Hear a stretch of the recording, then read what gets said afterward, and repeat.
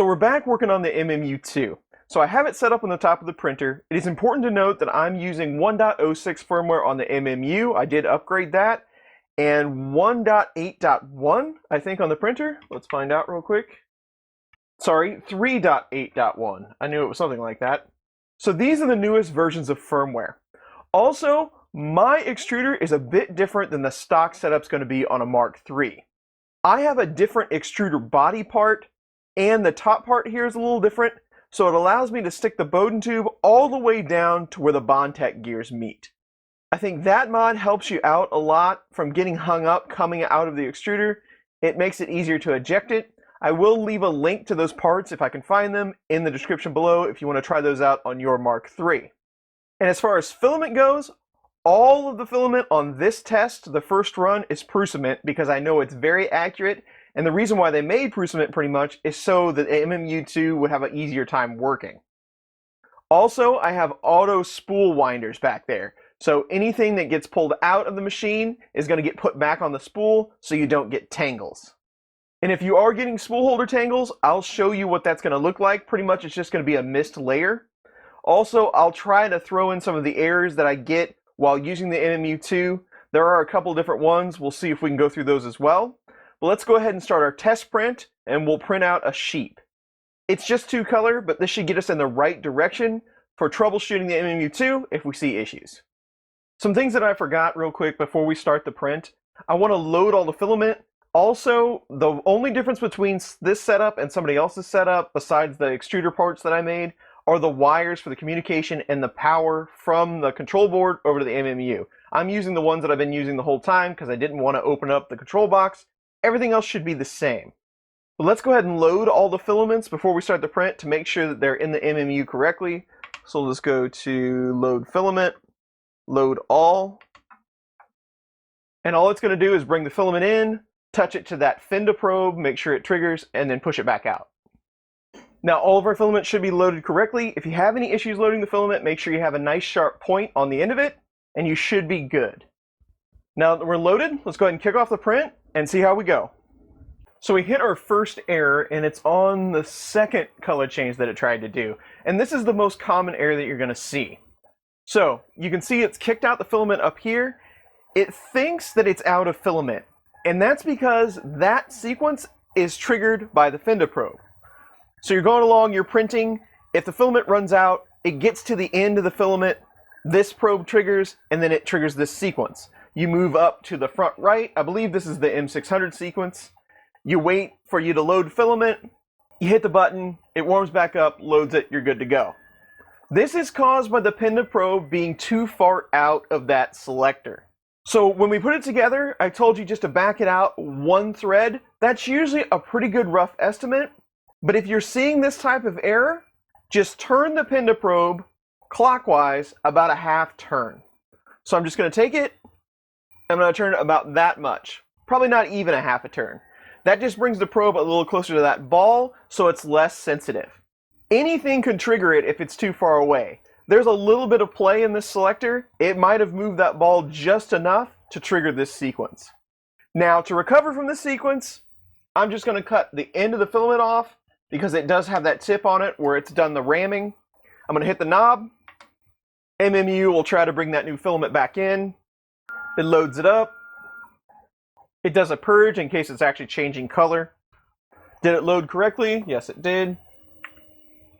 Now it's going to go back to printing. You do have to kind of grab these scraps here when it's moving back. And we're printing again. That's the most common error you're going to see on the MMU. Now, one of the issues before, I don't know about the new firmware, was after that sequence, when you went back to printing, it did a really large purge, usually on top of the block, and that would cause a blob. And if that did occur, that was some sort of error, if that did occur, you would get crashing. So when it was trying to do the purge on the block, the head would crash into it, and eventually, if it crashed enough, it would stop and wait for you to trigger or answer the button. I'm hoping that's fixed in this new version of firmware. I haven't seen it with this one, but that was a big issue where you would drag because of that blob on the purge block, and eventually you'd knock it off, or you'd do the whole crash detection thing.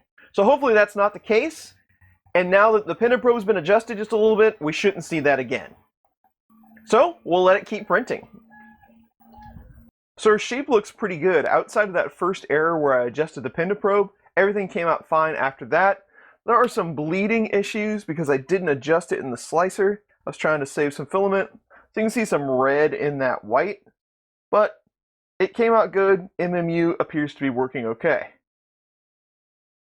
Now the sheep has something like 160 tool changes. Next I'm going to try this skull that I've been looking at. It doesn't have very many tool changes because just the eyes are multicolor, but I have a lot of that red filament, so I thought I'd make a red skull and see how that turned out. Alright, our skull's going to take a while, so we'll let it run, and we'll see how we do at the end. So our skull just completed, and there were no issues with the MMU2. It looks pretty good. Now again, there weren't a whole lot of swaps on this one because it's just the eyes that are 4-color. Hopefully that's focusing. But looks good. No issues on the MMU2. Now this is pretty much all I've got for the day. I do have a little time in the morning.